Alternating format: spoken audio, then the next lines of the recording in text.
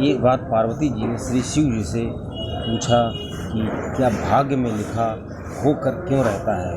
दोस्तों, श्री शिव जी की कथा को पूरा सुनना चाहिए। आधी अधूरी कथा सुनने से मनुष्य को पाप भी लग सकता है, इसलिए आप पूरी कथा सुनिए। दोस्तों, ये कहानी भाग्य पर आधारित है। किस तरह जो भाग्य होता है वो मनुष्य का साथ देता है और मनुष्य के नियत में जो लिखा रहता है वो होकर रहता है, चाहे मनुष्य उससे बचकर जितना भी है। मेजर टिप्स सिंघम चैनल में आपका स्वागत है। आपको जानकारी अच्छी लगे तो चैनल सब्सक्राइब करिए, वीडियो शेयर करिए। बहुत समय पहले की बात है कि एक गांव में एक ब्राह्मण रहता था। उस ब्राह्मण का एक बहुत ही पक्का दोस्त था जो थोड़ी ही दूर, कुछ गांव दूर वो रहता था, जो कि लंगड़ा था और बहरा था। ब्राह्मण उससे मिलना चाहता था बहुत दिनों से। एक बार वो ब्राह्मण जो था उससे मिलने के लिए अपने घर से निकल पड़ा। वो ब्राह्मण थोड़ी दूर बढ़ा ही था कि उसको लगा कि मेरे पीछे कोई आ रहा है। उसने देखा एक व्यक्ति था जो ब्राह्मणी टाइप का लग रहा था, वो भी उसके साथ चलने लगा। अब ब्राह्मण ने उससे पूछा कि आप कौन हैं? तो उसने कहा मैं महाकाल हूँ। तो वो समझ नहीं पाया। उसने कहा होगा कोई महाकाल, चलो कोई बात नहीं, एक से दो भले रास्ता कट जाएगा। और रास्ते में अगर एक के साथ दो रहते हैं तो रास्ता कटने में बहुत आसानी रहती है, बोलते बतलाते हुए चले जाएंगे। ये क्या था कि थोड़ी दूर आगे बढ़े, लगभग 2-4 कोस, तुरंत ही एक गांव पड़ा। तो उस महाकाल ने उससे कहा कि तुम चलो, मैं आता हूँ। अब उतनी देर में वो जो महाकाल था वो उस गांव की तरफ मुड़ गया। जैसे ही वो आगे बढ़ा ब्राह्मण, उसको लगा कि एक भैंस के मारने से एक व्यक्ति की मौत हो गई है। तुरंत महाकाल वहाँ पर प्रकट हो गया और उसके साथ चलने लगा। थोड़ी दूर आगे चलता है कि एक और गांव आता है। फिर महाकाल उससे कहता है कि तुम चलो, मैं आता हूँ, मैं थोड़ा सा एक गांव में कुछ उपदेश देना है, मैं वहाँ जा रहा हूँ। फिर वो गांव की तरफ मुड़ गया और वो ब्राह्मण अकेले चलने लगा। थोड़ी दूर चला था तो उस ब्राह्मण ने देखा कि सांप के काटने से एक व्यक्ति की मौत हो गई है। तुरंत महाकाल वहाँ पर प्रकट हो गया। उसके बाद फिर वो साथ साथ चलने लगा। जब ब्राह्मण के साथ साथ चलने लगा, थोड़ी ही दूर आगे बढ़ा था, फिर एक गांव पड़ा। तो उस महाकाल ने कहा मैं इस गांव में, मुझे कुछ उपदेश देना है, ज़रूरी काम है, तुम चलो, मैं आता हूँ। अब ब्राह्मण अकेले चलने लगा। अब ब्राह्मण ने देखा कि थोड़ी दूर आगे चलने पे एक तालाब आया और उस तालाब में एक आदमी डूब करके मर रहा है। अब वो महाकाल फिर वहाँ पर प्रकट हो गया, फिर साथ साथ चलने लगा। अब ब्राह्मण को बड़ा असमंजस में पड़ गया कि ये व्यक्ति कौन है। जब ये आता है तो कोई ना कोई अनहोनी हो जाती है।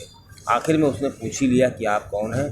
तो उसने कहा मैं तो बता चुका हूँ कि मैं महाकाल हूँ और मैं जान जाता हूँ कि किसकी मृत्यु होने वाली है, और मैं यमदूत हूँ और मैं उन व्यक्तियों को लेने आया हूँ जिनकी मृत्यु होने वाली है, और मैं आपके साथ साथ चल रहा हूँ। क्योंकि आप एक ज्ञानी पुरुष हैं, इसलिए मैं आपके साथ चल रहा था। क्योंकि ज्ञानी पुरुष के साथ रहने में कोई बुराई नहीं है, कुछ सीखने को ही मिलता है। इस फंडा को अपनाते हुए मैं आपके साथ चल रहा था।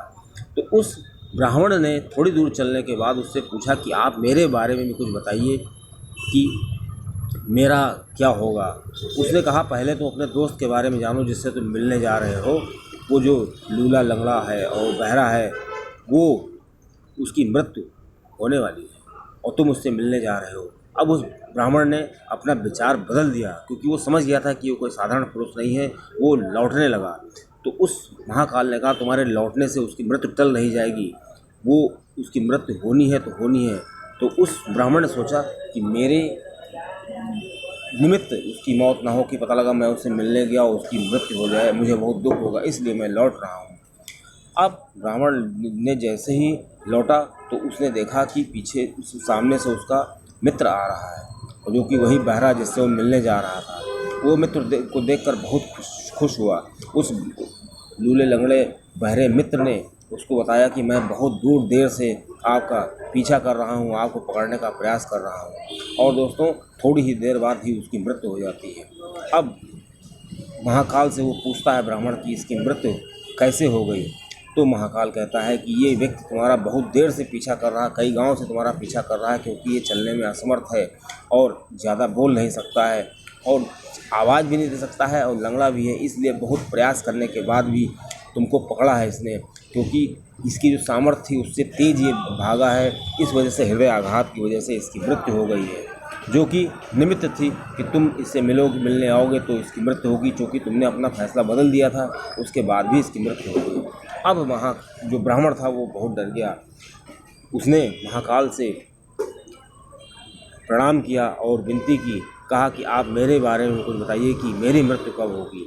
तो उस महाकाल ने कहा, तुम्हारी मृत्यु जो होगी 6 महीने के बाद होगी और आज ही के दिन होगी।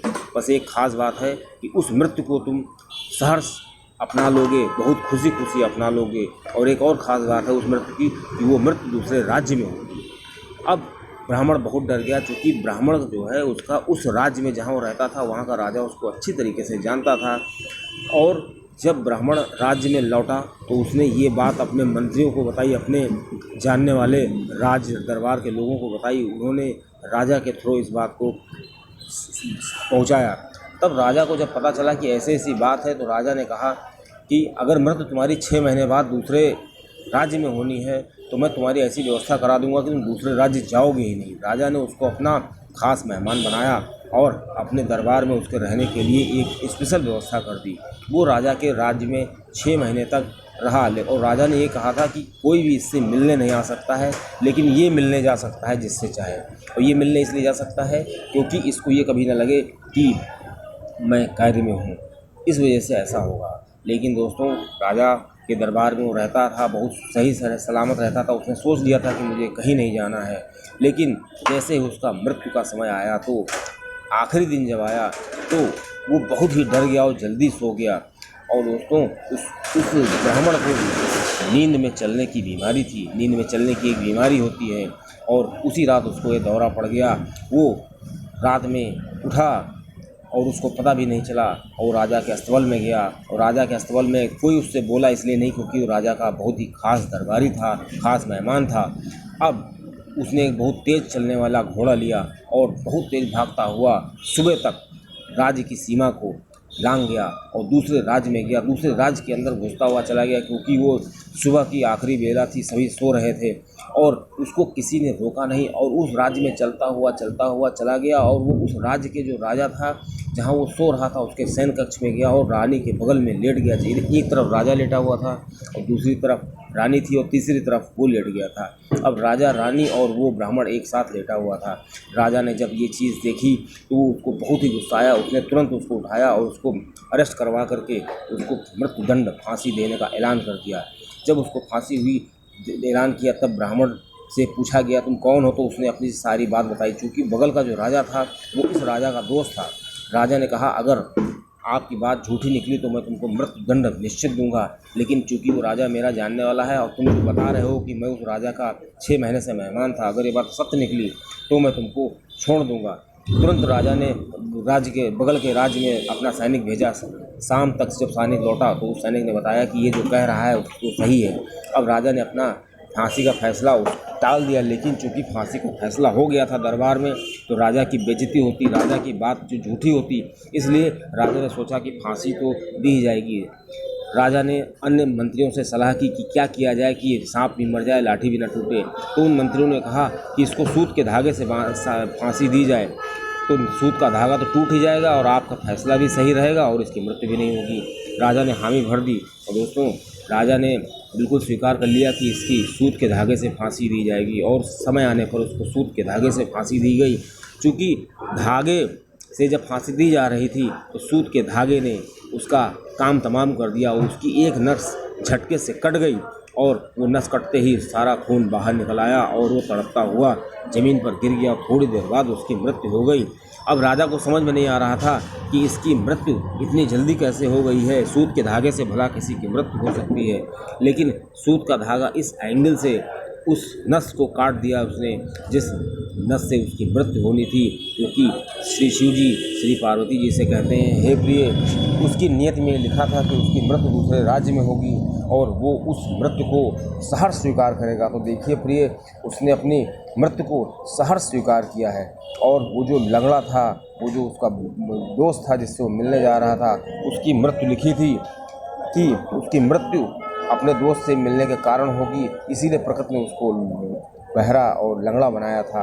कि अगर श्री शिव जी ने कहा कि प्रकृति जो भी करती है वो उसके पीछे ना कोई मकसद होता है, इसीलिए उसको प्रकृति ने पहले से लंगड़ा और बहरा बनाया, जिससे कि वो दौड़े और उसकी बात को कोई सुन ना पाए बहरा होने की वजह से, और उसकी मृत्यु हो जाए। और इधर प्रकृति ने इस ब्राह्मण को नींद की बीमारी दी थी, क्योंकि प्रकृति को मालूम था कि ऐसा ऐसा होगा और ये बचने का प्रयास करेगा, इसलिए प्रकृति ने उसको बहरा और इसको नींद की बीमारी दी, जिससे उसकी मृत्यु हो जाए। श्री शिव जी ने कहा श्री पार्वती जी से कि हे प्रिय, प्रकृति जो भी करती है बहुत सिस्टमेटिक करती है, इसीलिए प्रकृति ने ये सिस्टम बनाया है कि कोई व्यक्ति अपनी मृत्यु को या आने वाले भविष्य को जान न पाए, क्योंकि अगर व्यक्ति अपने भविष्य को जान जाएगा तो वो ठीक से जी नहीं पाएगा। जिस प्रकार की ब्राह्मण था, तो उस ब्राह्मण को पता चल गया था कि 6 महीने बाद उसकी मृत्यु होनी है, तो वो डर डर के जी रहा था, ठीक से जी नहीं पा रहा था। और अगर कोई ठीक से जिएगा नहीं तो मृत्युलोक का जो नियम है, मृत्युलोक में जो बुद्धि आया है, उसका जो कर्म करने का जो सिस्टम है उसमें बाधा आ जाएगी। इसलिए प्रकृति ने ऐसी व्यवस्था बनाई है कि व्यक्ति जो है प्रकृति भविष्य को जान ना पाए और अपने कर्म में लगा रहे और निसंकोच होकर के जिए, और वो अच्छे कर्म भी करे और बुरे कर्म भी करे, क्योंकि ज़्यादातर व्यक्ति जो होते हैं अपने पूर्व जन्म के प्रारब्ध को भोगने के लिए आते हैं। और व्यक्ति को अगर पता चल जाए कि मेरे साथ मृत्यु इस दिन होनी है, तो वो अपने कर्म को भोगेगा ही नहीं और वो निश्चिंत हो जाएगा। इस प्रकार श्री शिव जी ने श्री पार्वती जी से पूरा वृतांत बताया कि किस प्रकार मनुष्य की मृत्यु जो होती है निश्चित होती है, और मनुष्य की मृत्यु जो है पहले से लिख दी जाती है कि किस निमित्त उसकी मृत्यु होगी। श्री शिव जी ने श्री पार्वती जी को ये भी बताया कि मनुष्य का जो एक एक क्षण होता है वो प्रकृति में पहले से उस तरह से व्यवस्था बना दी जाती है कि वो उन क्षणों को उसी प्रकार जी सके जिस प्रकार उसके भाग्य में लिखा है। इस प्रकार श्री शिव जी ने कहा कि मनुष्य को केवल प्रयास करते रहना चाहिए और मनुष्य को कभी भी किसी भी चीज़ पर अहंकार नहीं करना चाहिए, क्योंकि वो जो भी कर रहा है वो प्रकृति ने पहले से निमित्त कर दिया है। क्योंकि हर व्यक्ति की जो मृत्यु होती है वो उसके कर्म के हिसाब से पहले से लिखा जाता है, और जो मनुष्य का जन्म होता है वो उसके पूर्व जन्म के प्रारब्ध से होता है। कुछ व्यक्ति क्या करते हैं, जिनको जो अच्छे कर्म करते हैं वो अपने जन्म में जो अच्छे कर्म करने के कारण उनको अच्छा भोग पहले मिल जाता है, फिर उनको दुख होता है। लेकिन जो व्यक्ति बहुत ज़्यादा बुरे कर्म करते हैं और अपने एक उसी जन्म में उस कर्म को फल को नहीं भोग पाते हैं, इसलिए उनको उन खराब कर्मों को या अच्छे कर्मों को भोगने के लिए पुनः जन्म लेना पड़ता है। इसीलिए श्री जी ने कहा, हे प्रिय, आपने देखा होगा कि कोई व्यक्ति ऐसे होते हैं जो बहुत अच्छे कर्म करते हैं लेकिन जीवन पर्यंत वो दुख का भोग करते हैं। हे प्रिय, उसका यही कारण है। दोस्तों, जानकारी अच्छी लगी हो तो आप चैनल सब्सक्राइब करिएगा।